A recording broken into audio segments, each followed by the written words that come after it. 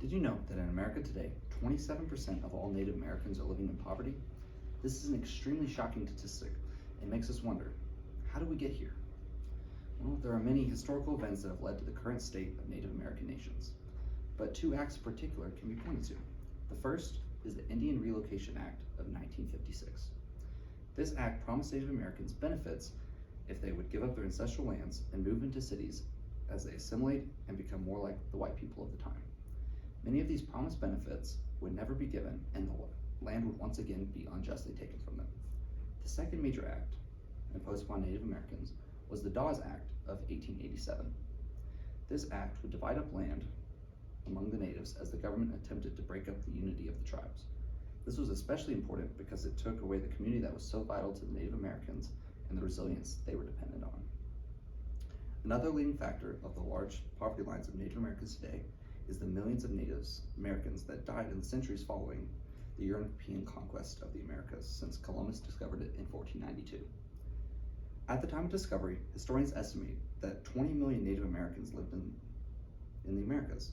This serves in stark contrast to the mere 5 million Native Americans that are left alive today. There are many factors that have led to this incredible loss of life that include disease and war. Many Native Americans have had to adapt and as a result have begun forming resilience to protect themselves against oppression. Because this resilience is so important to the survival of the Native American people, we must look into this development by asking the question, how can Native Americans build resilience to the modern day oppression they face? There are three solutions that I believe are vital to this development. These include adaptation to urban environments, the development of familiar relationships, and the creation of dependable communities.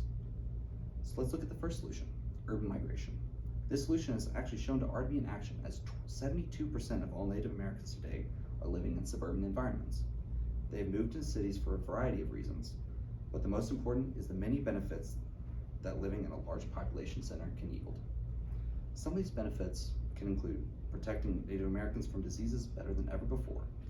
In past pandemics that spread after the colonization of America, 95% of Native Americans would lose their lives to the deadly diseases they have no immunity from. Many Native Americans simply did not have the immunization from centuries of diseases that people from Europe, Africa, and Asia had. By moving to cities, Native Americans have more interactions with other people that can build their immune systems. These advances were proven when the COVID-19 pandemic hit in 2020. At the beginning of the pandemic, Native Americans faced significantly higher rates of serious illness if they contracted the disease, but those that lived in cities were able to become vaccinated eventually, and the rates would once again be lowered. Deadly diseases like COVID-19 proved the benefits of living in cities for Native Americans. Another benefit for Native Americans that move into cities is the ability to take advantage of school systems in these cities. When other children are able to attend the schools, they can build relationships with these other children their age and create healthy relationships.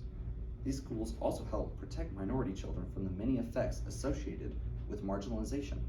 They integrate these children into relationships that were previously not possible, by removing the barriers that were previously existed between the children. Additionally, these schools help create understanding communities for the children that live in them, as the barriers and prejudices that their parents faced are torn down. But these urban settings also come with problems.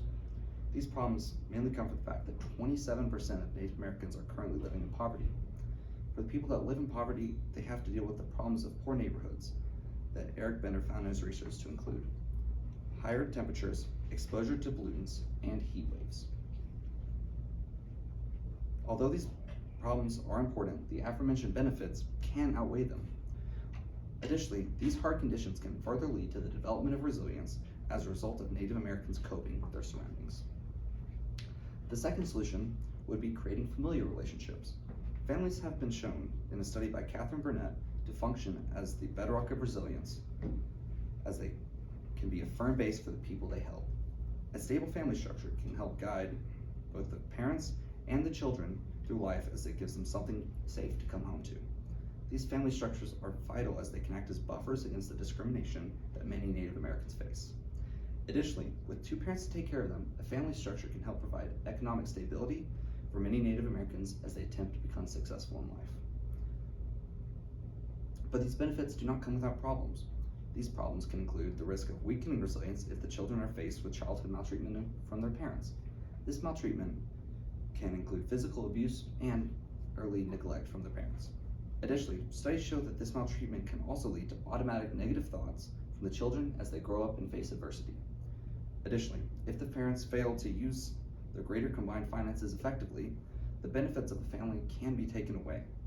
Although there are negatives to the creation of a family relationship, the benefits of creating more resilience is shown by the ability of the family to problem solve together. The final solution would be the creation of dependable communities. These communities have the ability to interact with people outside the house and in the daily lives of Native Americans. Additionally, Nelson Mandela found during his time in prison that these communities have the ability to multiply the courage of the people in them as they depend upon each other to survive.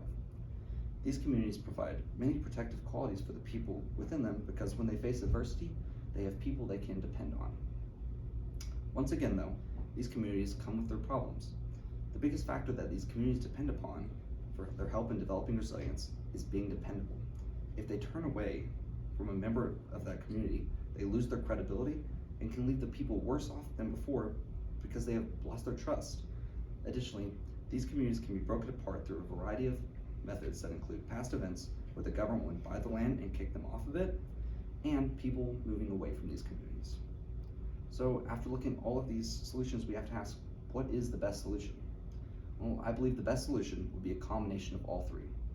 With this combination, they could experience the many benefits of cities that include vaccines, school systems, and economic opportunities.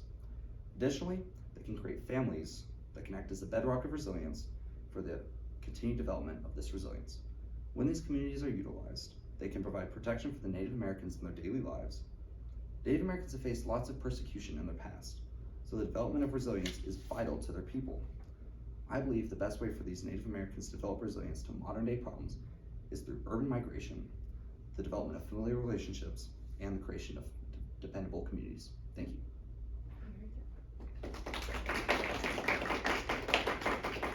Okay, Cooper, what information did you need that you were not able to find or locate? I wish I could have found more information that compared how groups of people live in, like the people that still live on the reservations compared to how people live in cities. Most of the research that I looked at was mainly from communities that were living in cities. And so I wish I could see more of how their lives differed and which one had more resilience in their daily lives. Okay. Second question, how is your conclusion in conversation with the body of literature or other research sources you examined?